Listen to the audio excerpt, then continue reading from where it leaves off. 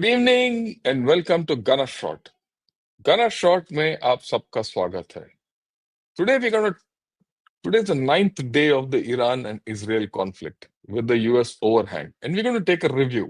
There's some kind of a pause, and we're going to take a review. And for this review, I've invited Dahiya, who started the war along with us, or rather, he joined in on the first day of the war, and we had a terrific discussion. And he's been to that area. He knows the area. After all, like I said, he's been DA in Turkey. So he knows a lot of things there. So it is with this in mind, I said, let's do this review with Brigadier Dahiya. Sir, thanks a lot for joining in and welcome to Gunner Shot once Thanks. again.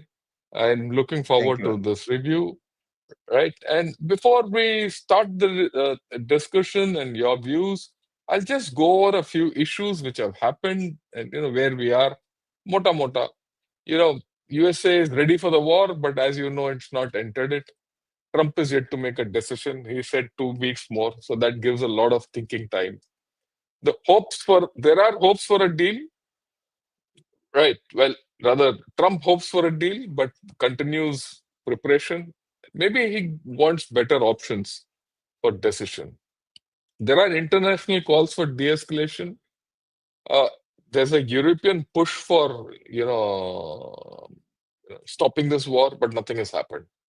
Bombing campaign has pushed, Iran, as per Israelis, at least 2 to 3 years behind in terms of nuclear options which they can generate. Right? They're exchanging strikes. While Iran has not been able to penetrate Israel, Israel has penetrated Iran sufficiently. Interestingly, there was a 5.1 scale earthquake today. And of course, Khamenei has named three successors so that if any one of them get knocked off, there is a hope that at least, one will succeed.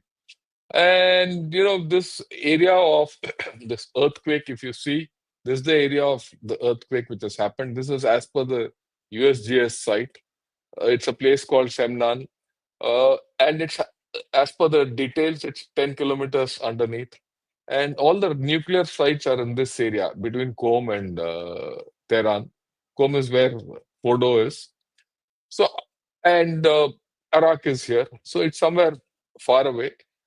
Though there will be people who will say, oh, Iran has carried out a nuclear test and all that. But I personally don't believe so. We can discuss it. This is the broad thing. So you can take it from wherever, sir. But I think we could probably start with the Americans, why they went into this, pause, and what are the things in their mind. You could give your mind on it, and then we'll take it up. Thank you. Thank you so much, Shankar, for having me again on this podcast. Uh, Now, this conflict, in addition to what other conflicts are happening all around the world, some of which are forgotten because of this conflict, like for example in Sudan, uh, even Russia-Ukraine conflict is being talked less and lesser these days, and the world's attention is focused on basically Iran-Israel conflict.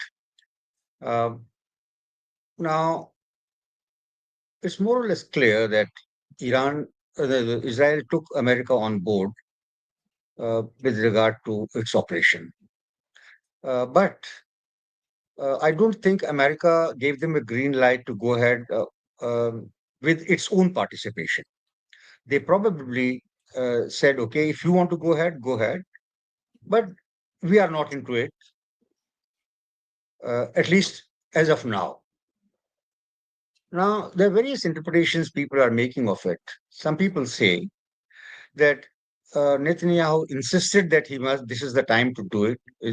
Iran is at its weakest, and that we can really sort of set off their nuclear program, set back their nuclear program by many years, if not totally eliminate. But all along, his choice of words, his timing, and everything else was basically with the aim to nudge America into this conflict. You see, he understands fully. It's not just a question of uh, the the deep ordnance penetrators or something like that. It's much beyond that. His aim is, as he has indicated a number of times, directly and indirectly, is regime change. As far as nuclear weapons are concerned, now his first recorded conversation on this belongs to, I think, 95 or 96, when he said that Iran can make nuclear weapons in 3 months or time like that. Now he has been saying that for last about 30 years. If either the Iranians are so incompetent that they were in a position to make a nuclear bomb in 1995 and they have not been able to make so far, or else the sanctions program on them has been so successful that the Iranians haven't been able to move a finger. None of this seems to be true. The fact is that Iranians do have their challenges. It's not easy to fabricate a nuclear weapon and present it to the world. It's very complicated. There are so many moving pieces in it. So Iran hasn't really mastered that so far. That's number one. Number two, I would personally say that Iranians probably did not even were not even sincere or serious about going nuclear. They were probably, well, they were getting ready, all right, but if they could get sanctions relief, if they could get a reasonable place in the Committee of Nations, they would probably do without nuclear weapons because they think that making nuclear weapons creates huge amount of problems for them. Uh, and their position would be better off if they get sanctions relief and the economy takes off again and they're permitted to export oil and gas. So they would be much better, and the regime would get better traction with the population because then they could take care of the population's requirements. They've suffered a lot actually. Now that was so Israel probably thought that once the war starts, and since they had penetrated Iranian intelligence system very well, and killing of Haniyeh actually proved that uh, conclusively, and killing of the nuclear scientist Fakhrizadeh showed their technical prowess as well as their ability to penetrate Iran deeply. So they probably thought that once they gain initial success and paralyze Iranians' command and control system, both military and civilian, then Trump, given his character, given his personality, would be probably more willing to jump in to share credit and say that, look, here we are, and we have got this done. We have been giving time to Iran to come clean, to stop processing uranium. They did not really listen to us, and here is the punishment. And that's why he set off a time period of 60 days initially for negotiations and things like this. But if you also look at it, Trump is also not somebody's. I mean, he doesn't really listen to the listen to the Israelis like many other people have done before. You see, he ordered a ceasefire with Houthis without taking Israelis on board. He started negotiations with Iran, despite the fact that it was he who repudiated this, who tore off this 2015 Nuclear JCPOA. deal, yeah. Yes, and it was he, this man, who, when he visited Middle East recently, he did not go to Israel simultaneously. In fact, Israelis were taken by surprise by some of his announcements, including selling huge quantity of military equipment both to Qatar and to Saudi Arabia. And in fact, they protested also against that. So, in a way, Trump is also his own man. He has his failings. He's looking for sort of recognition, like a Nobel Prize Nobel or Prize, something yeah. like that. And now that complicates the issue. His desire for Nobel Prize and his stated goals of bringing peace to the world and keeping the American army out of the harm's way actually becomes a stumbling block if he decides to go to war tomorrow. Now, besides that, now there are, I mean, people say, and rightly, that Israeli lobby is very strong. Jewish lobby is very strong in America. And it's also true that many people, like if anybody has heard Ted Cruz Yeah. talking on so one could say that there are many people who are absolutely have no clue of what they're talking, but they are blindly supporting Israel, and they've been doing it for ages. So there are people of all kinds in America. After all, it's a diverse society, and people have their point of view. There are many people in America who also feel that Israel has been complicating their foreign policy in the region. And I have heard this personally when I was with in Ankara, Damascus, and Beirut as a DA. That's the time I used to hear that very often from my American counterparts and some other Americans who say that Israel actually is creating a problem. Like, for example, we say that sometimes Madeshis create a problem for us, our foreign policy with regard to Nepal. So similarly, Israel creates a huge amount of problem for them with regard to American foreign policy in the Middle East. They restrict Israel restricts their choices. Now, so what happens is that there's a there's a strong element amongst the MAGA, Make America Great Again kind of a crowd, the conservatives, who detest American involvement in the wars of others. They don't like it. And that's why Steve Bannon and others have been against, openly speaking about not joining Israel in the war in Iraq. Besides that, of course, there's also a question of legitimacy. What business does Israel have to start, attacking Iran all of a sudden? I mean, another sovereign nation. Israel has its security concerns. Those security concerns have more or less been addressed by neutralization of Hezbollah and Hamas. And I mean, I can't deny them the right to think that Iran still poses an existential threat to them. But the way they are going about doing it, the way they are threatening assassination of the head of state, the way they are talking of regime change and all this, I don't think that's their business. And in fact, they have complicated this whole affair for themselves, because the Iranian people, even those who are against the regime and have been protesting against the regimes, are rallying behind behind the flag, because they are a proud nation. They don't want to be told by others. Like recently, a lady who won the Nobel Prize, much against Iran's wishes, of course. She has said, "We want change. We don't want a change brought about by bombing from outside. We want to do it ourselves." Now, people have to understand that. Now, as far as Trump is concerned, he has said that, look, he'll make a decision in 2 weeks. I don't think that's music to Netanyahu's ears.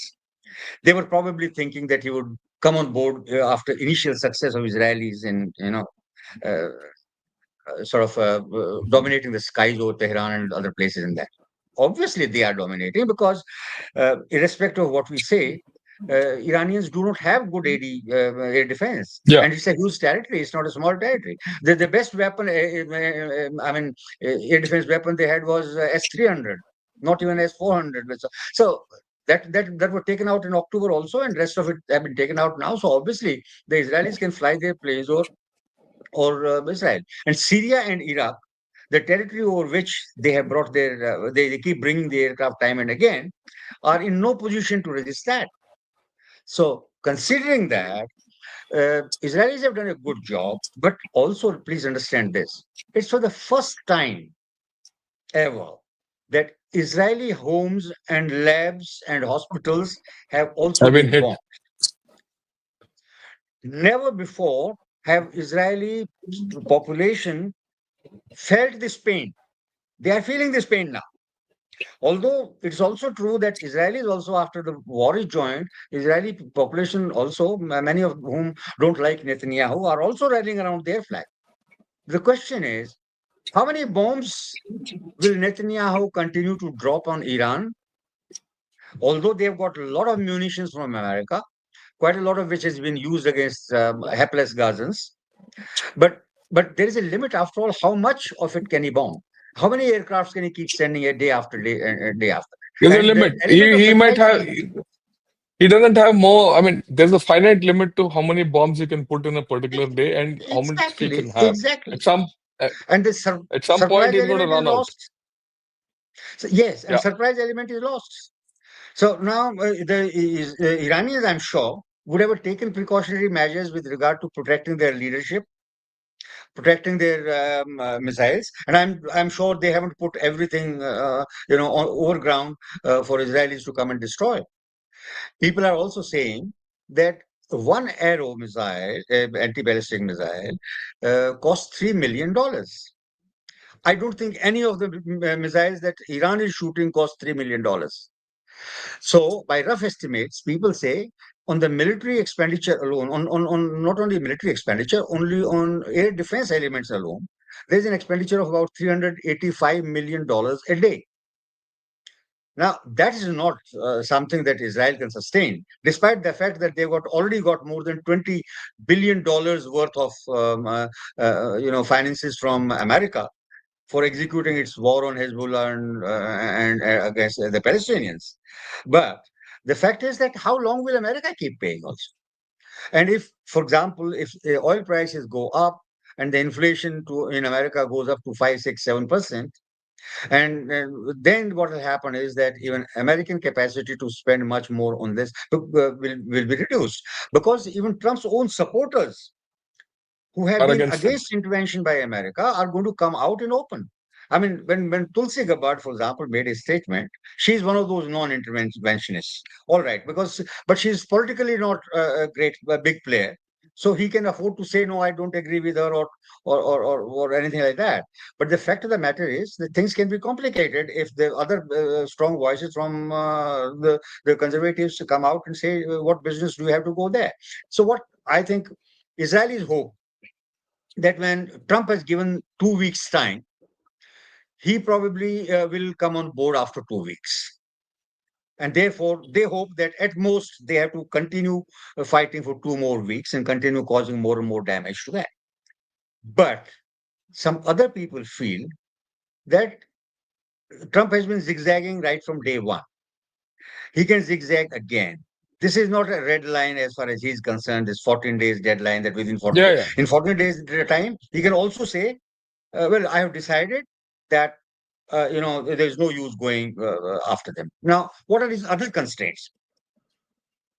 30 odd thousand troops deployed in Iraq, Bahrain, Qatar, Saudi Arabia. All these are within range of swarm of drones that Iran can conjure up out of nowhere. I don't think the Americans would love to have body bags going Back. by C-130s or C-17s. They wouldn't like that. So this is one reason why it can happen. The second is that although they can destroy Fordo by using 30,000 pound bombs, deep penetrators or deep ordnance penetrators, they can do that. But first of all,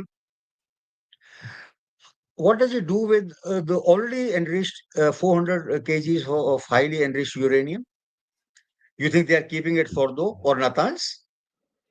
What happens to the people who has it in their minds? What happens to many other secret places where they would have established their nuclear sort of establishments? They would have it. And then what happens, for example, if Iran says IAE inspectors are no more required here and we are walking out of NPT, how do you force those people there?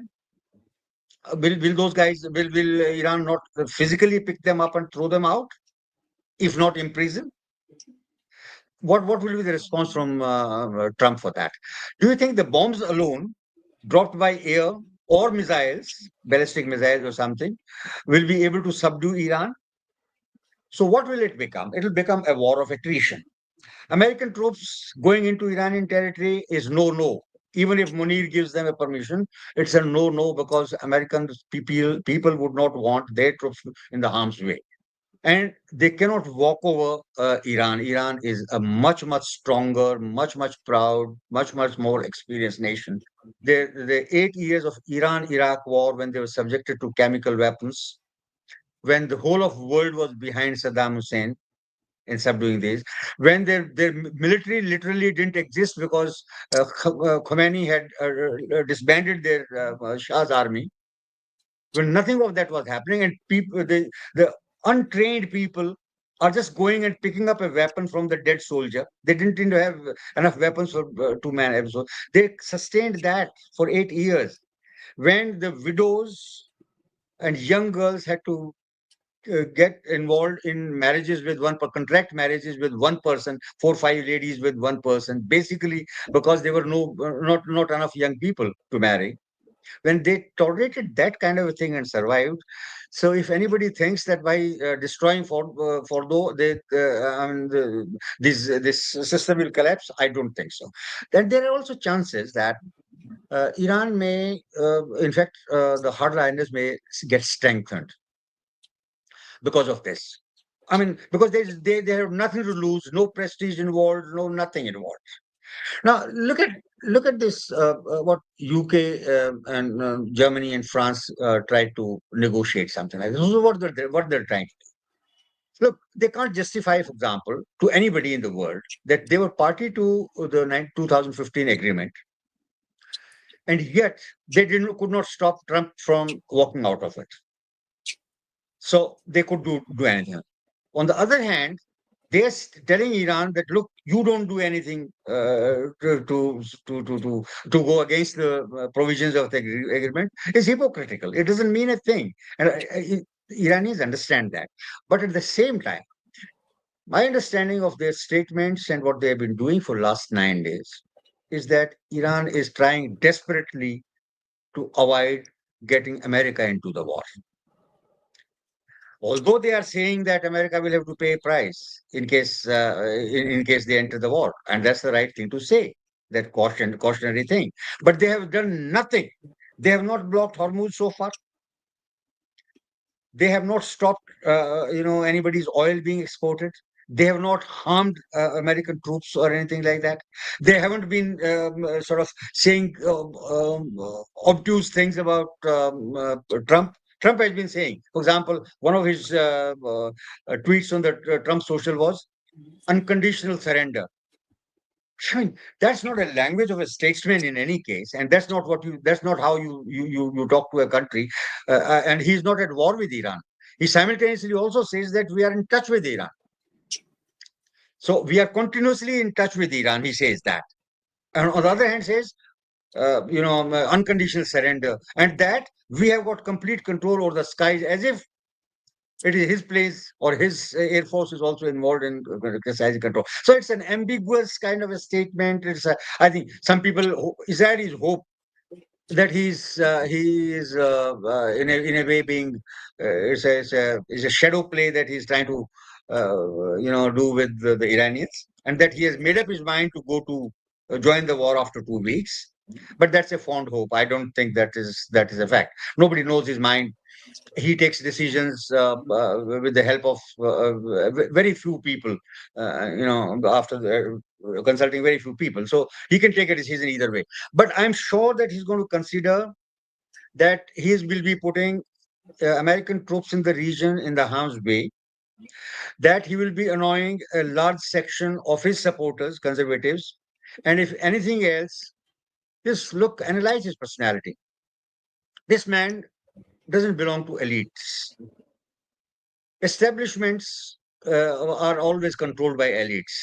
He has come to power by really abusing the elites and by saying that he is not an elite and he's going to undo the deep state and all that kind of a thing.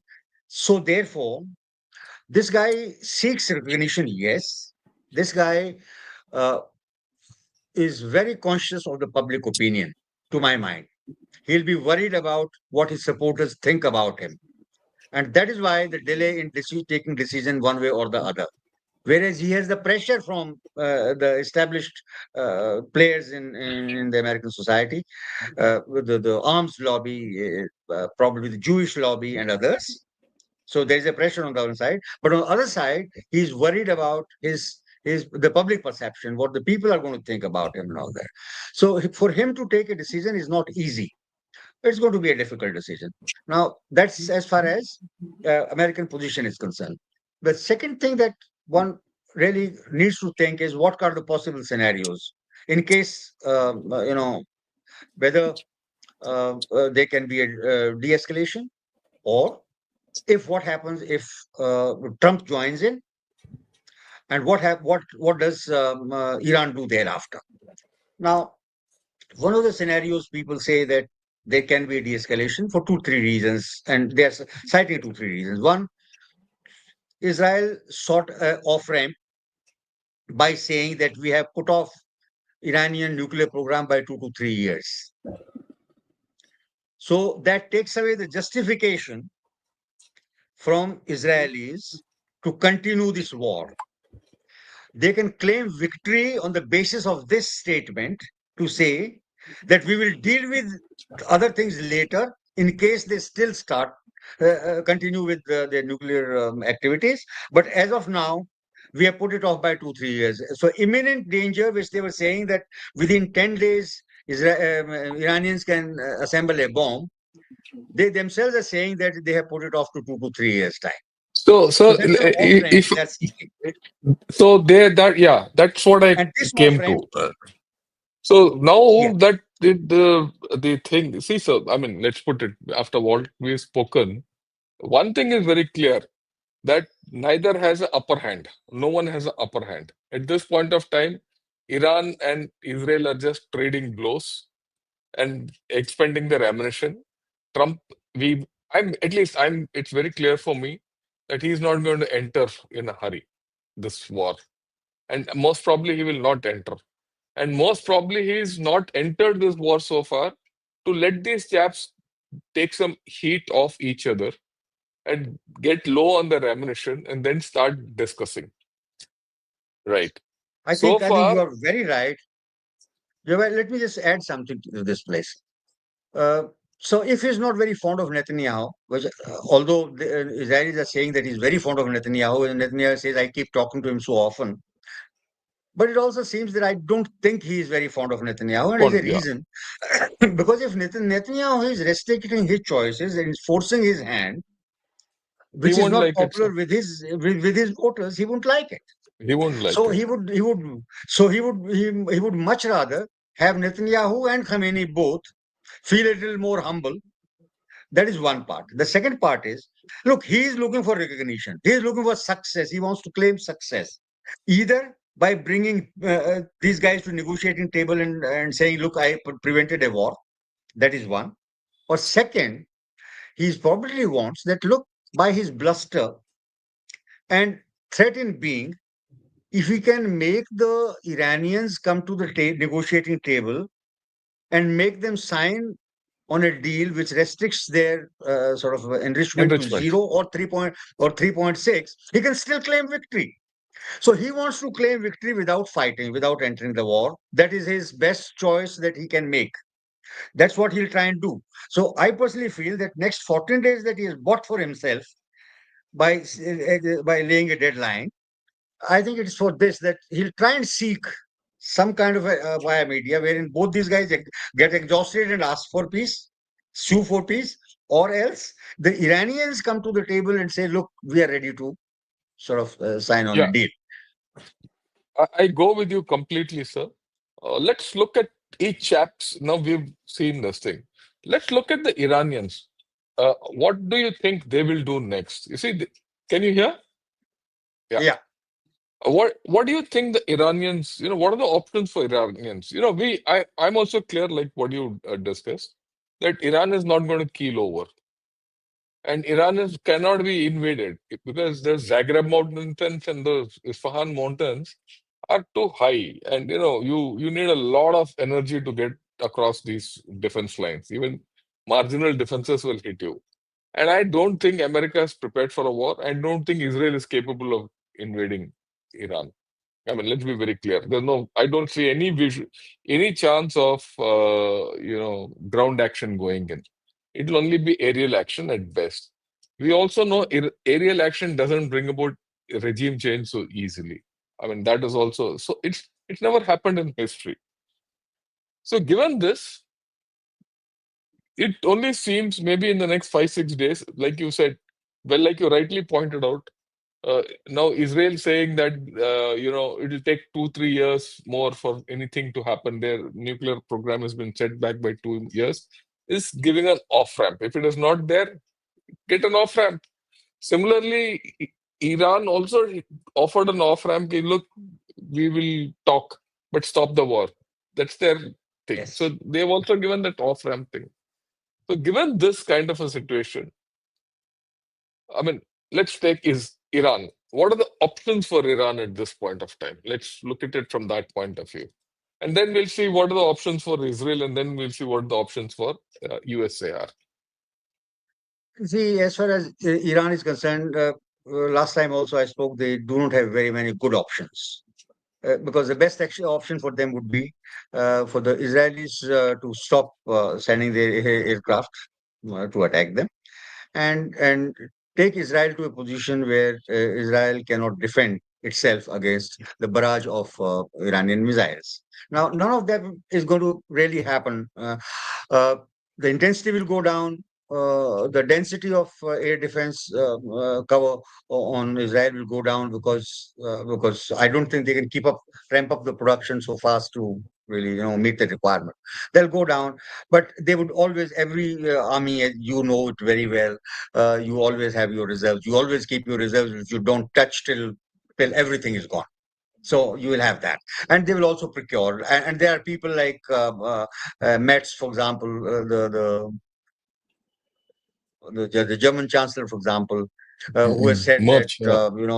they'll help Israel. So he'll go and help Israel. So he'll divert some things which are meant for Ukraine. He'll probably divert to Israel because they probably, I think they haven't got out of the guilt complex Oh, of yeah. the 1940s. So he'll do that. Some others will do that, but many others are keeping their counsel and they're keeping themselves away from this. So that's right. So, and not being able to send, America won't be able to send troops because there's no NATO country that's going to follow them into Iran. Nobody else is going to follow them. So that one can rule out very safely. So now the options with Iran are: one is surrender, of course, to say yes, we are sorry, And the, yeah.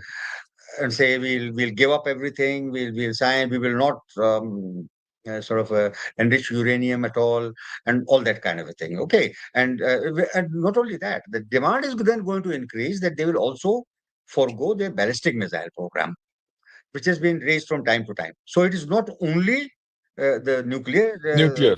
issue, also ballistic missiles. So everything. So as far as Netanyahu is concerned, he would like to defang Iran totally, and he will of course want Totally. a regime change, and then be invited there as chief guest on their national day. He would probably want that. So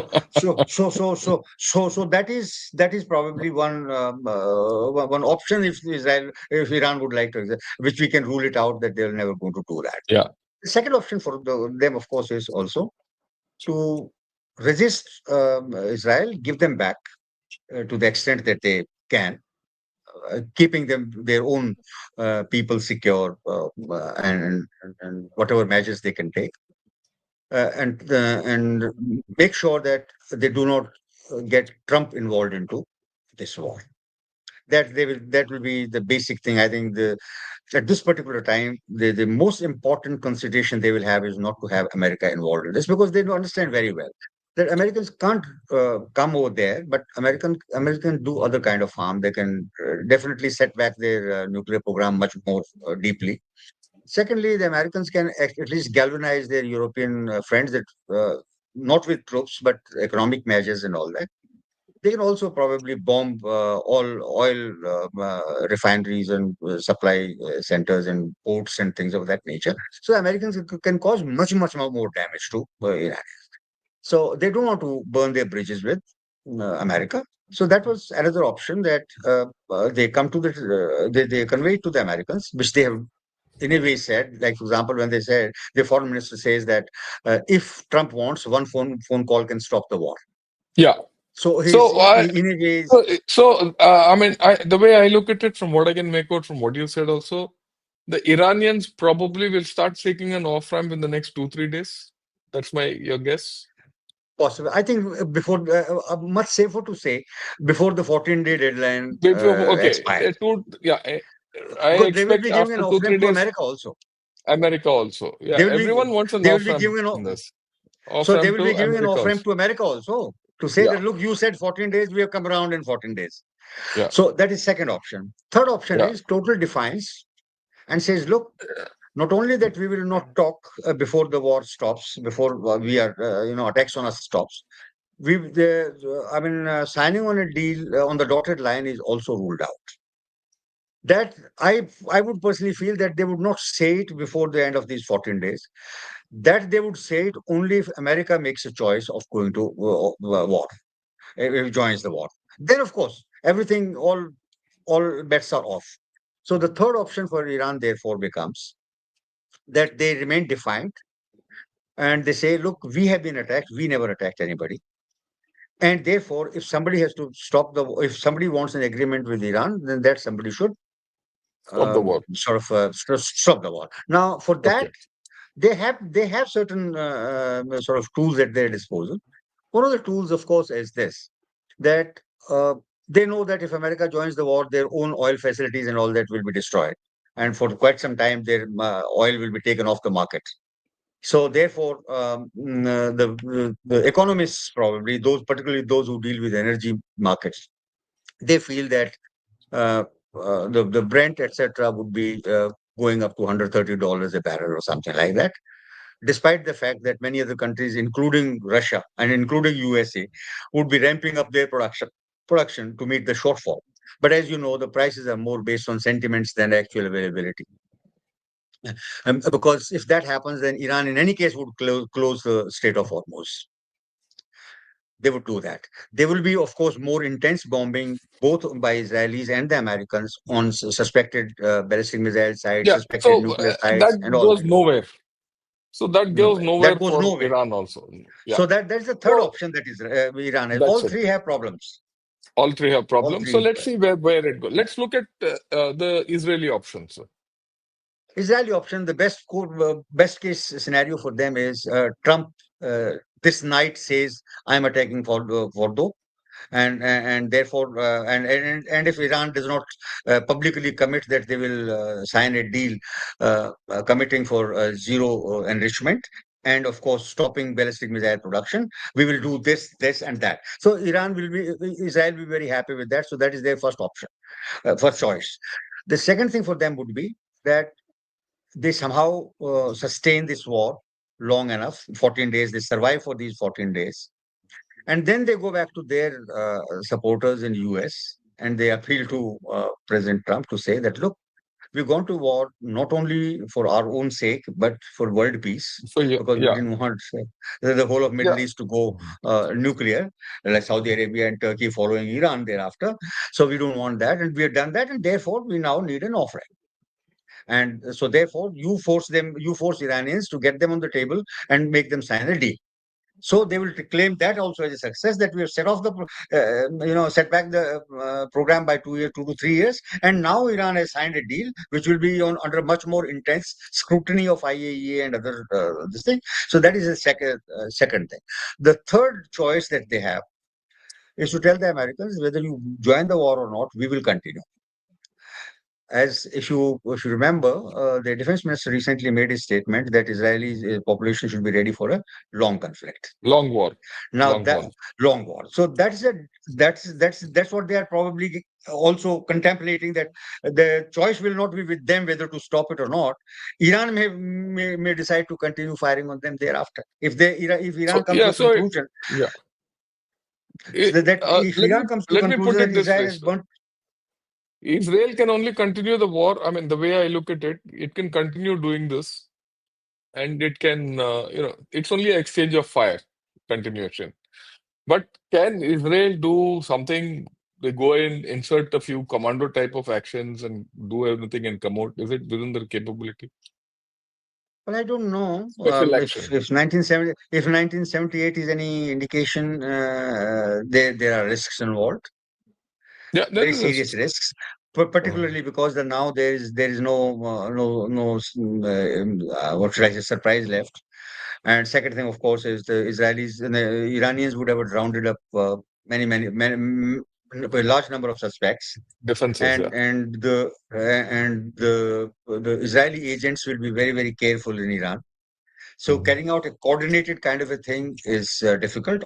But despite that, since they have control over the skies, inserting people is still possible, because escorted by fighters and all that, they would probably be able to do that. Whether they can do any major damage is doubtful. Right. Uh, I don't think that Okay. will happen. So let's get to the American options. I mean, we've discussed America. America doesn't want to get into war. Though it's an option, they don't want to get into war. If they get into war, there's a problem. Let's can we discuss one option? It's the in-between option. In-between option is America says, okay, I'll come in, I'll bomb Fordo, I'll bomb Natanz, and do nothing else. After that, you prosecute the whole thing. Is that feasible? Yes, yeah, of course they can do that. They can say that, look, we have been asking you, they can tell the Iranians, we've been asking you to stop your nuclear activities. You haven't done.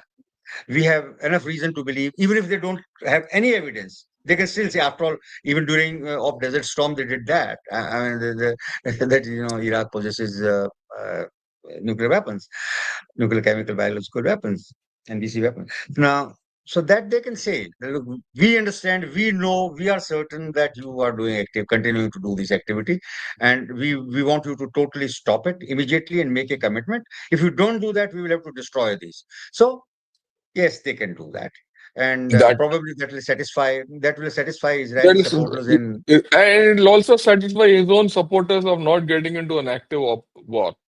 So, But I even mean, that, the more I think just imagine what's going to happen as a result of this. The moment you do this, the chances of Iran walking out of NPT are very is bright. gone. Even then, No, it's no, gone, sir. and they will The throw out the moment inspectors. I have no doubt about it. What even this in-between option is not easy. It's in fact it's one of the most Absolutely, difficult options. But for many people, absolutely. it might be the most easy option and the most politically suitable Easy option option. to take. Easy option to. You see, often decisions get taken of for want of an optimal kind of a option or choice. So you do take a less optimal decision, knowing fully well that it will only have a tactical effect, not a No, strategic I'll effect. put it this way, sir. Knowing Trump, knowing USA, knowing everything, they could take this decision that, look, I'm going to do this, right? This is only the start. I'll do this and stop. Come and negotiate. If you don't, the gun restarts again. And They this can definitely continues. do that. So there They is can that. miscalculate. They can miscalculate No, because that the is risk of a miscalculation push. can happen everywhere, sir. Look, Exact. I'm not. Miscalculations are inherent in every option which is there so far. Absolutely. In fact, this whole story has been a story of miscalculation. The fact that the very fact that Israel thought that they can denuclearize Iran itself is a miscalculation right from day one. On that, not I don't have a doubt about it.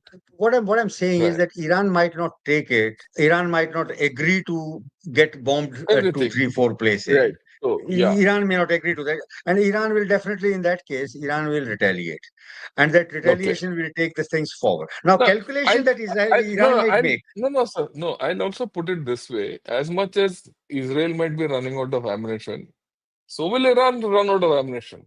It's not as if Absolutely, absolutely, so. Even exactly. Iran, But as days go by, Iran will also Iran has be more manpower. bunching. Iran has more manpower. No, no, Iran sir. can make those rudimentary weapon systems much faster. So, I mean, the kind of effect which those rudimentary weapon systems will have on Israel, or even for that matter, on this thing is difficult. And Iran would not like to close Strait of Hormuz and all that because if they do that, they're cutting their own feet. So there are ways. I mean, you can argue it both ways, but let's leave it at that. That everyone has options. Everyone has problems in these options, and what we will have to see going ahead is which will be adopted. Right. Okay. Now let's get out of this thing.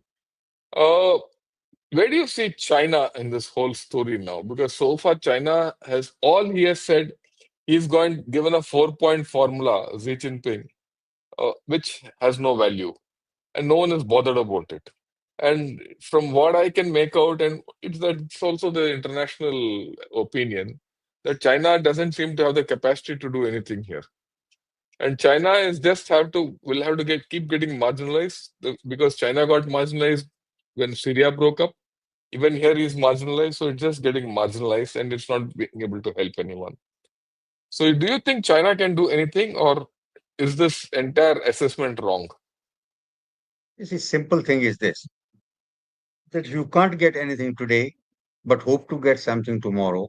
You will Tomorrow. wait for tomorrow.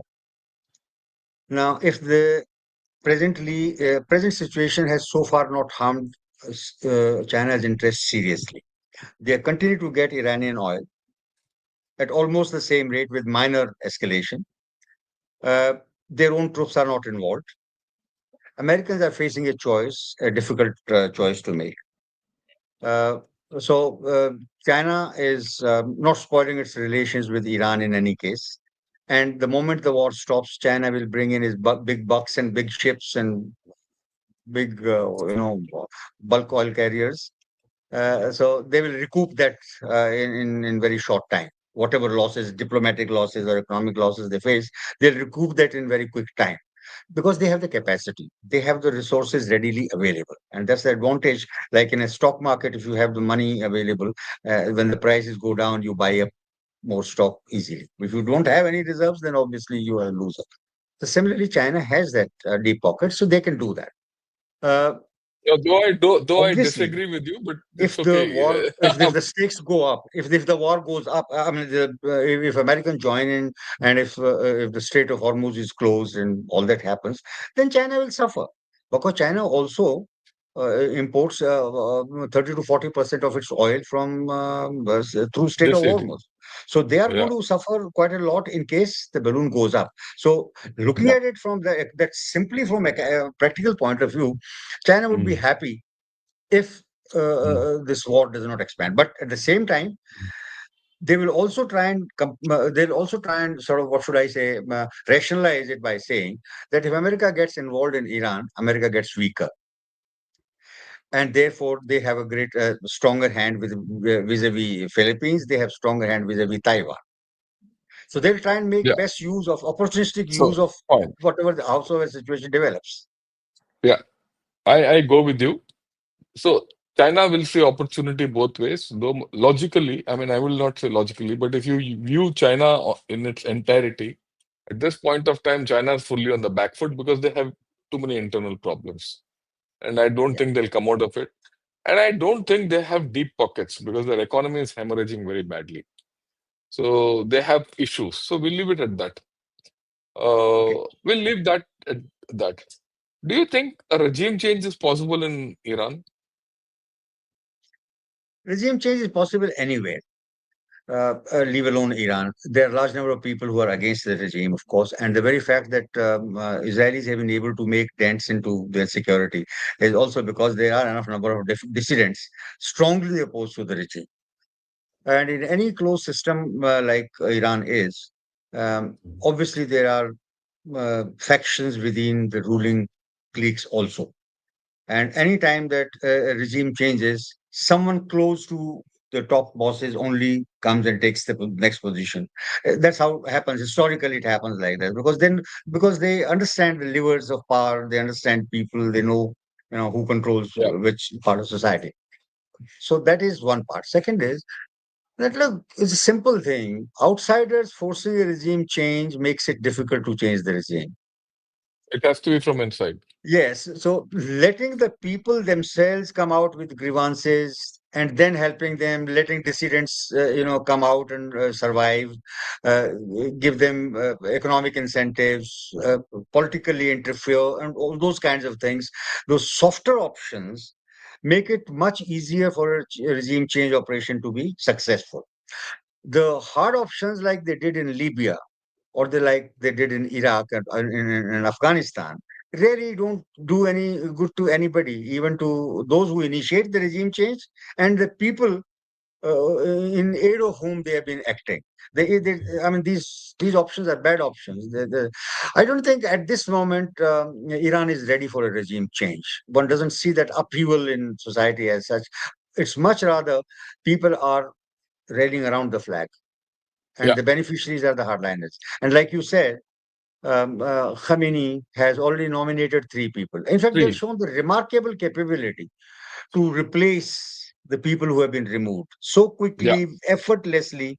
So, which shows us as a functional system, a very strongly functional system. It was unlike other countries like Syria or Lebanon or I mean Iraq or Libya, etc., or including Tunisia, where system simply collapsed. In Iran, Yeah. the system is much more functional, much stronger. So I don't think regime change is very much on the Mm. cards immediately. I don't think so.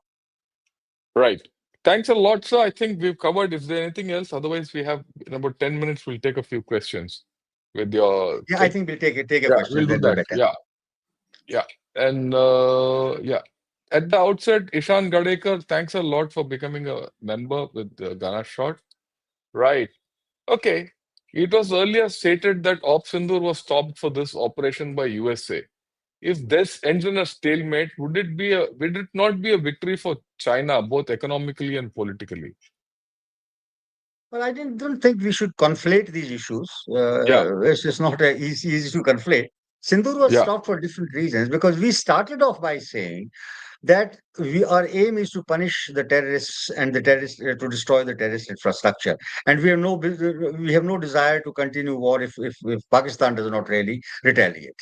So, and we stopped it when Pakistanis came asking for a ceasefire. We stopped because we never wanted to continue. Please yeah, understand this, and particularly our young friends need to understand this.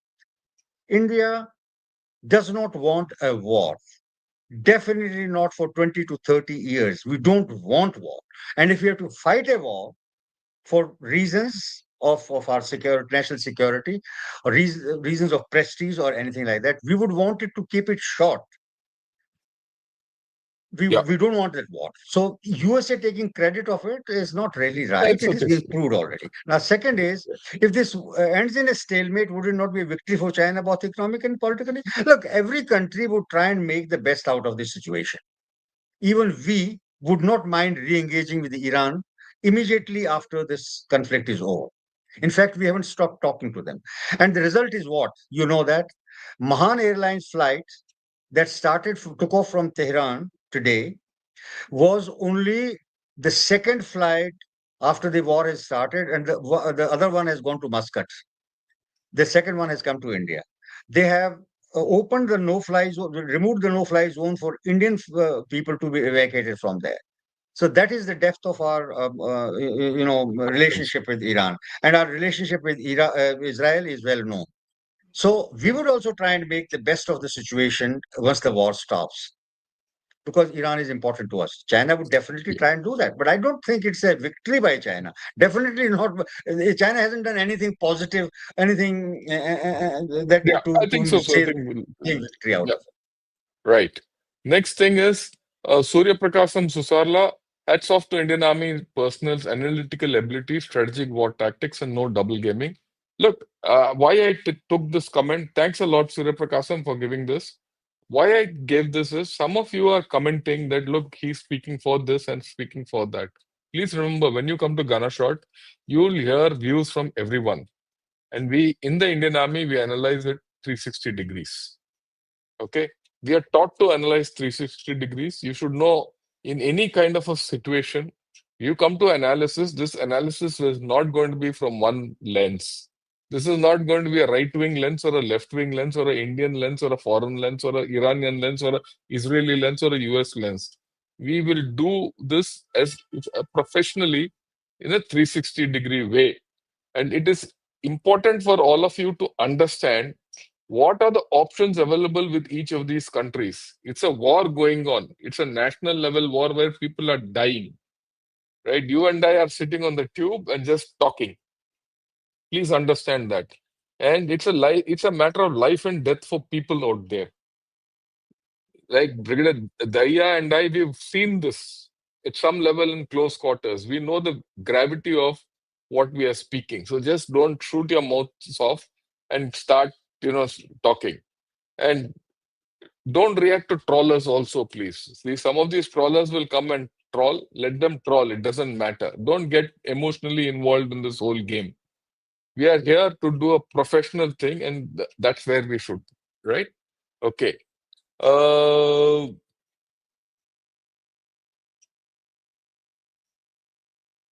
Yeah. Yeah, from Bharat's point of view, should any Muslim nation from Suez Canal to Malacca Strait be allowed to get nuclear weapons? Shouldn't Bharat have no second part policy? So if Israel is stopping Iran, good. That's your view. Uh, well, I wouldn't agree with it because every nation has a right to do what it wants to do. Okay, no nation, you won't like, okay, anyone trying to stop your nuclear program from going ahead. So if that is the thing, give respect back, and every nation will do what it is good for in its own, interest. So you might like to add on to it, sir. Yeah, you see, there are two points of view from which you can have a look at it. One is the religious part that you brought in, the Muslim or non-Muslim. It doesn't really matter. I mean, a nuclear weapon in anybody's hands is not a good thing to have. But if one has, then the second one can also have. So here comes the moral issue. If Israel has weapons, it has no business to be trying to stop others. I mean, Israel is not a signatory to NPT. Israel hasn't taken anybody's permission to go nuclear. It has 80 to 100, 200 nuclear weapons anywhere in between. And therefore, if it says, I have the right to keep my nuclear weapons, but I won't allow anybody else to have nuclear weapons, morally, it is absolutely wrong. Then comes geopolitics. In geopolitics, if I have the nuclear weapons, I would try and make sure that nobody else has that, because that's the currency of power. So, therefore, I don't think we should look at it from this point of view. If Pakistan is a problem for India, then Pakistan should be a problem for the whole world as well. But the whole world doesn't look at it. The way Munir was, offered some very good lunch at the White House shows that they try and countries have their relationships not based on religion, but based on their own personal interests. Personal So therefore, interests. I think we should look at this issue not from a religious point of view at all. We should We should, we y- should have, yeah, of course, a consideration. India, for example, would not like anybody else to have weapons. No, neither Russia nor China nor anybody. Nobody wants any other country to have nuclear weapons. But at the end of it, any country which feels threatened enough, which feels that it faces existential threat, and if it can afford to go nuclear, it will go nuclear. yeah. Regime change in Iran cannot happen. The radical regimes stay very strong because they do not allow any other camps to consolidate. Your view, sir. My view is simple. Regimes sometimes explode. You see, in 2011, 2015, the situation in Syria was so bad that Bashar al-Assad was literally nominally ruling over one third of the territory. ISIS had taken over one third, and the other one third was by under other groups and all that. So what happened? Russia came in. They had some good commanders like General Sohail Ahmed, who just moved from place one, defeated terrorists at one place, went to other place, then third place and fourth place. And what happened? A situation came then when he became dominant. He became dominant again and recaptured, I mean, or reasserted authority over more than two-thirds of Syria. But last year, what happened? It just The imploded. regime, I mean, simply collapsed. And it collapsed in the sense that a small terrorist group like HTS moved out of Idlib, and within a few days, everything was gone. So the radical regime can also explode. Question simply is that what are the means that are being employed to explode? If they can make a mistake, for example, if they surrender, they in any case are gone. If they sort of take a very very offensive view of just challenging America, then and they come and destroy many things and all that, people can again rise. So if they get weakened so much, they can go. If they make a major mistake, they can go. But at the moment, the fact that the Iranian people are feeling that their choices are being forced by outsides by bombing them, it is likely that the regime will survive for the time being. Yeah. Right. So fine. So look, thanks a lot, sir, for your views. I think you put across a complete everyone's we've discussed, all three sides. And like I completely agree with you. We're going into a pause. In this pause, what will happen is the Americans will take stock whether they should go in or not. That's one. In the meanwhile, these people will keep, firing at each other and destroying. Some more damage to the nuclear installations will take place. There'll come a time when they'll all get fed up and then they'll start, you know, getting their off ramps. Already the indications are there. That's why I said another 2, 3, 4 days, maybe a week, 10 days, they'll start talking peace because that's how it is. And wars are costly businesses. And we also have to understand that, like you rightly said, Israel has been at war from, quite a long time, from October, 7th of October. So they also have, war fatigue would be setting in. And Iran has had so much damage, they would also this thing. So let us see how it goes. In the meanwhile, I would request all of you don't get emotional in this whole story. We have to view it from a Indian perspective as to what's coming ahead, and we'll lead up to those discussions later, right? And that's how I look at it. And I also like to thank SB from joining us as a YouTube member. Sir, anything you want to say? Otherwise, we'll close the show, sir. I think we'll talk about it next 10 days time Yeah, when things will next be much 10, more 10 days clearer. time. Thank you. Yeah, thanks a lot, sir. Thanks a lot. You put a lot of Thanks. things in My perspective. pleasure. So we'll speak My of pleasure. this.